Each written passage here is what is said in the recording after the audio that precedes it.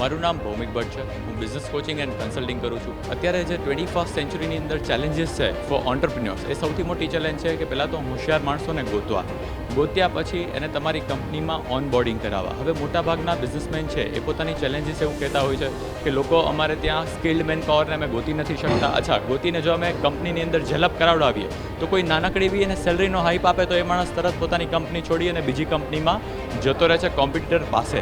તો એક career mapping હોવું જોઈએ કે જ્યાં તમારો એમ્પ્લોયી જ્યારે ઓનબોર્ડિંગ થાય તો એ એક્ઝિક્યુટિવ ક્યારે બનશે, એક્ઝિક્યુટિવથી senior executive, supervisor, manager, leader.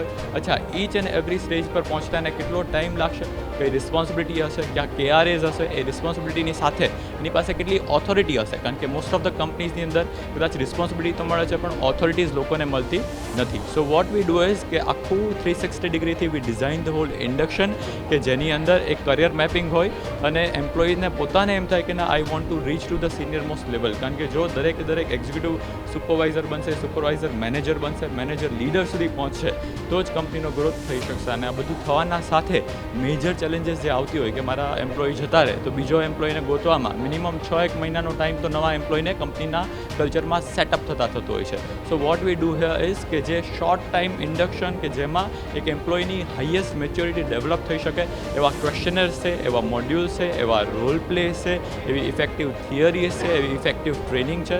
So we do coach, train and consult all the employees as well as the leadership team as well as the directors. And at the level of director each and every decision is very important. કારણ કે આજે કોઈ માણસ જે 2-5 હજાર લોકોની કંપનીને handle કરી રહ્યો છે એઝ અ ડિરેક્ટર, તો એનું એક ડિસિઝન 2 થી 5 હજાર લોકોની લાઈફમાં એક જબરજસ્ત મોટી ઇમ્પેક્ટ લાવવાનું છે. અને it could not be just a random decision. So before taking the decision there is a whole strategy કે જે સ્ટ્રેટેજી શીટ બનાવવામાં કઈ પ્રોડક્ટ્સ આપણે એક્સપાન્ડ કરવી છે, કઈ ટેરિટરીઝ નવી કેપ્ચર કરવી છે, એની અંદર કઈ પ્રોડક્ટ લાઇનની સાથે USPs ક્યાં એડ કરવા છે.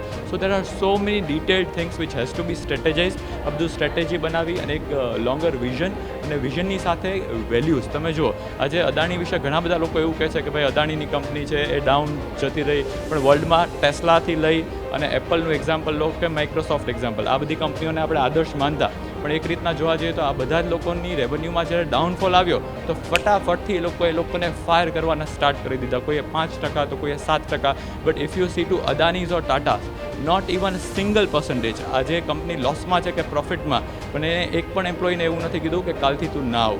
તો બટ ઓબ્વિયસલી આ લેવલનું જે એથિકલનેસ છે કે જે કદાચ આપણને બહારથી નથી દેખાતી, right? So it has to be inculcated into the company. અને જ્યારે આવી વેલ્યુઝ આપણે લોકોના જીવનમાં ઇન્કલ્કેટ કરવી હોય so there has to be a bigger vision, there has to be a regular based training. આજે આપણે જો આપણે ફોનને પણ ચાર્જ કરતા હોય છે, સો who are charging us? આપણને કોણ ચાર્જ કરે છે? સો there has to be a mental positive diet કે જે સતત આપણા અંદર જવું જોઈએ અને જેનાથી આપણો જબરજસ્ત ગ્રોથ થવો જોઈએ.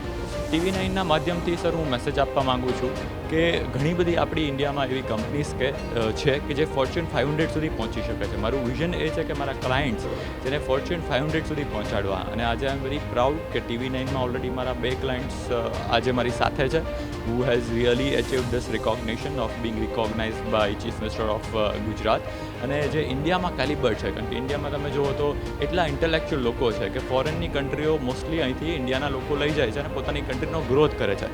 સારી કન્ટ્રીઓના પ્રેસિડેન્ટ, વાઇસ પ્રેસિડેન્ટ છે એ પણ હવે તો ઇન્ડિયન ઓરિજિન બનવાના સ્ટાર્ટ થઈ ગયા છે. તો આપણી પાસે જ્યારે આટલું કેલિબર છે તો એક રાઇટ ડાયરેક્શન, સિસ્ટમ અને પ્રોસેસીસ જે આપણે એમને પ્રોવાઈડ કરીએ કે જેથી કરી અને ગ્રેટ લેવલના વિઝન્સ આપણા ઓન્ટરપ્રિન્યોર્સ છે એ એચીવ કરી શકે.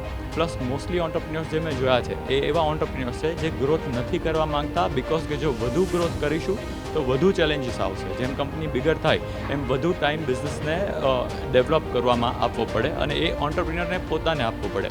તો આપણું કોર એમ એ હોય છે કે સિસ્ટમ પ્રોસેસીસ આપણે એવી રીતના બિલ્ડ કરીએ કે જેથી ઓટોમેશનમાં કંપની ગ્રોથ થઈ શકે.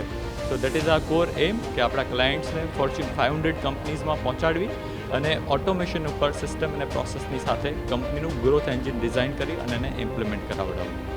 આઈ am thankful to TV9. Thank you very much for selecting me for this award for the second time. Thank you very much. Bhaumik Bhatt innovation અને એક્સપાન્શનના સ્ટ્રેટેજિક બિઝનેસ કન્સલ્ટન્ટ છે. ખૂબ તાળીઓથી સ્વાગત. ભૌમિક ભટ્ટ પાસે બિઝનેસને ઓટો પાયલટ મોડ પર નવી ઊંચાઈ કેવી રીતે આપવી તેની ગુરુ ચાવી છે.